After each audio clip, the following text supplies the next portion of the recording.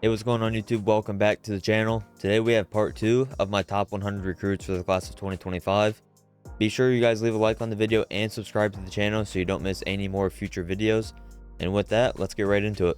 Alright, the first player of the video is number 80, Nazir Wyatt. He is also my number 6 edge and he is committed to Oregon. We've arrived at a prospect that I'm higher on than just about anyone else. Wyatt, a former top 20 prospect, has seen a huge drop in his rankings across all services. That's really due to the lack of size for an edge player and the unknown of where he'll play at the next level. I think he's going to play off the edge, and after watching him more, I have no doubt about that. Might be the most useful and full of energy guy in the class.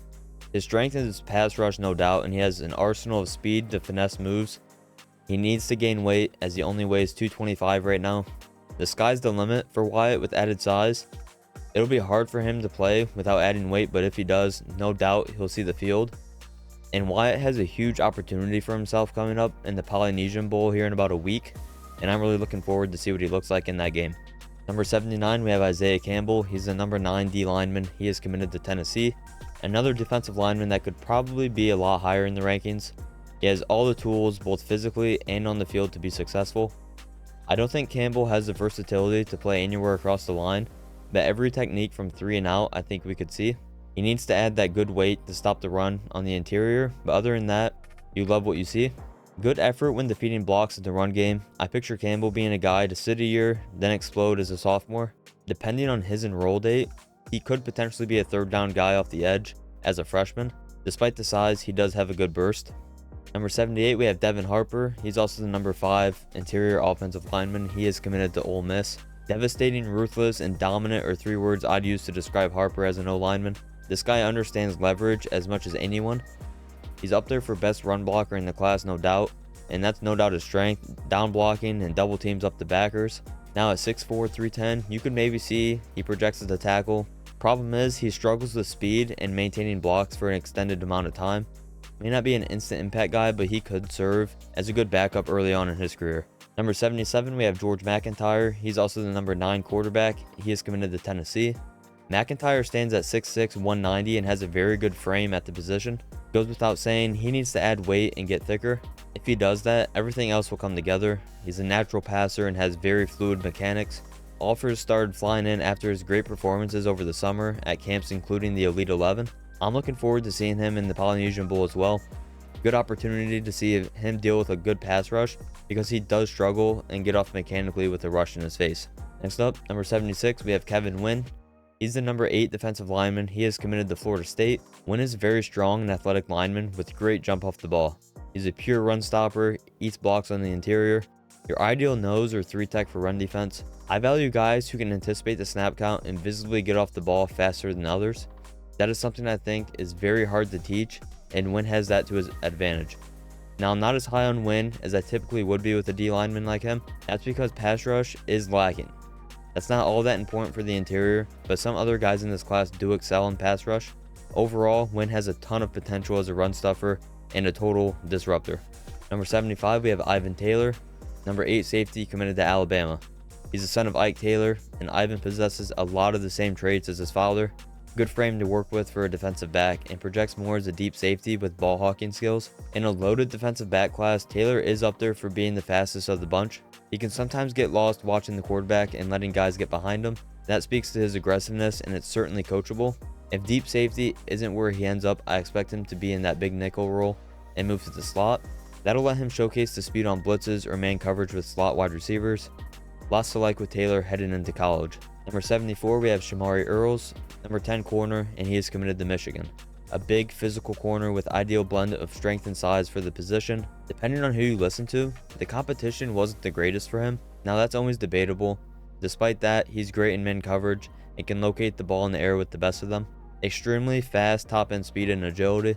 Flips his hips well, but can get caught standing flat at times. There's a lot of tools to work with when talking about him and the player he can become. Number 73, we have Jackson Lloyd, the number 10 offensive tackle, and he is committed to Alabama.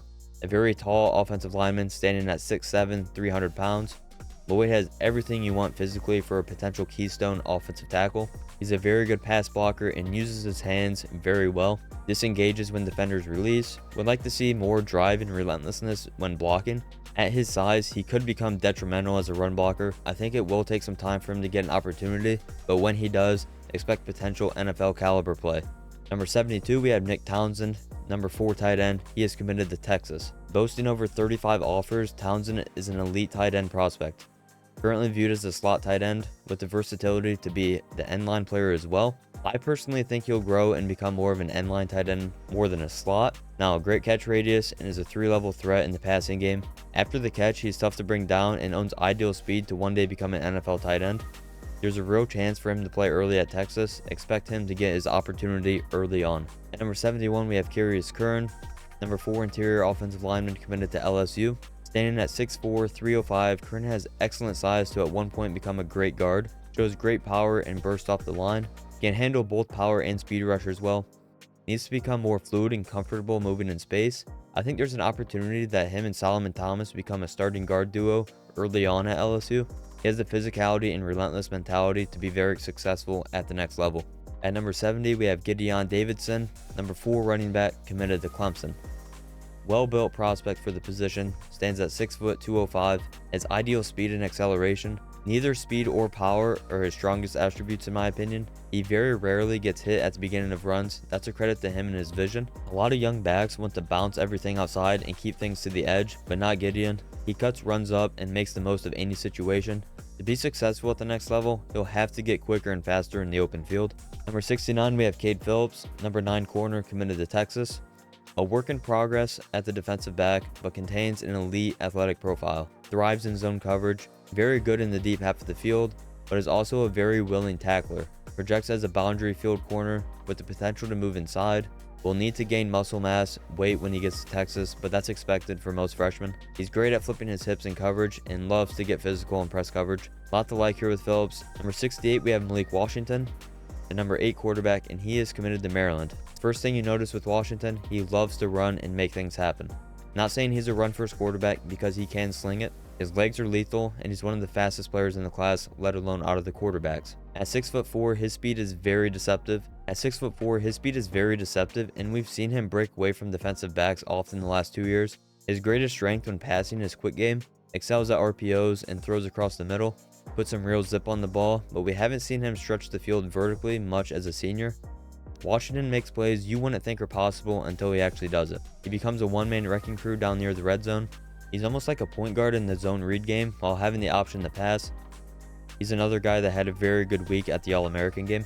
Absolute bruiser coming out of the backfield. There isn't much dancing and juking with him. He's one cut, lowering his shoulder to get yards type of player. As a junior, he scored a touchdown every 9 touches and tallied up 1,800 yards. As a senior, it wasn't fair. He showed improvement in reading blocks, hitting the hole with full speed. It's hard not to be high on Chroma since there's so many similarities between him and good NFL running backs. Number 66, we have LAGONZA HAYWARD. He's also the number 7 safety, and he is committed to Florida. Another big, physical, imposing defensive back. He plays the way he looks, very physical, very sure tackler, and makes his presence known on the field. Good speed to play in the back end of any defense. He can cover ground well and make a play on the ball regardless of where he's coming from. Owns an ideal frame to add more weight while still playing very fast. Could be an early contributor if he adds that weight quickly. Definitely has some instincts and ability to do so. Number 65, we have Zaire Addison. Yes, 50 offers. Addison is a big-time riser across all services. I'm not sure there's an offensive lineman that's made a bigger leap from his junior to senior season. He totally transformed his body and became an athletic monster at tackle. Standing at 6'5", 290 pounds, currently he'll need to add weight, but he moves incredibly well in space and can absolutely delete defenders in the run game. He has the frame and potential to become an elite tackle. Next up, at number 64, we have Ben Hanks Jr. He's a number 8 corner committed to Florida. Staying home out of the state of Florida, Hanks is a very long and tall corner. Standing at 6'2" with that long wingspan, it allows Hanks to press at an elite level. Very quick and sudden movements on the perimeter. Despite being tall and lengthy, he can get low and play with great leverage. Personally, I don't think there's a lot of weakness to Hanks' game. Getting stronger and handling big body wideouts will be the challenge for him. You can tell he plays with an edge though, and that'll take him a long ways at Florida. Number 63, we have Elijah Barnes. He's a number 4 linebacker committed to Texas. I mean, he's a true Mike linebacker, 6'2", 230 pounds. moves well in space at that size, very physical when coming downhill, and loves to make big time hits. Honestly, there's not much that Barnes doesn't do well. He defeats blocks in the run game, has great upper body strength. Something important for linebackers is their angles and anticipation when tracking down ball carriers. Barnes takes very good angles and doesn't over pursue. Lots of good things with Barnes and the potential to be great at the next level. Number 62, we have AMARE Adams, the number 7 defensive lineman headed to Clemson. A 6'4", 295-pound defensive lineman out of South Carolina. Fits the prototype that Clemson has had over the years. Doesn't have pop off the screen power, but has the athleticism and makes plays with high motor. Mechanically, he's solid, uses his hands, and is very disruptive in his pass rush. That's his biggest strength in my opinion. Has a full arsenal of pass rush moves already, and that'll be his calling card going forward. Expect him to get an opportunity on third down if everything comes together prior to his freshman season. And our final player for the video is one of the many good wide receivers in this class at number 61, Quincy Porter, who comes in at number 10 for his position, and he is committed to Ohio State. Out of New Jersey, Porter is a very polished prospect at the position, good height at 6'3" and already near 200 pounds. He understands the position well, gets to the blind spot often. He doesn't have elite top end speed, but I think that'll come down the road. Despite that lack of speed, he's smooth in and out of breaks, a clear indicator to how far along he is in his development. He finds open space, then becomes elite after the catch. He's hard to bring down. Very often he makes the first or second guy miss. He's going to an obviously loaded wide receiver room, but that first year of development will be huge for him. Alright guys, and with that, that's going to do it for today's video. Be sure to leave a like and subscribe to the channel if you're new. Once again, this is part 2 of a 5-part series. Numbers 60 through 41 will be in part 3, and I'll see y'all there.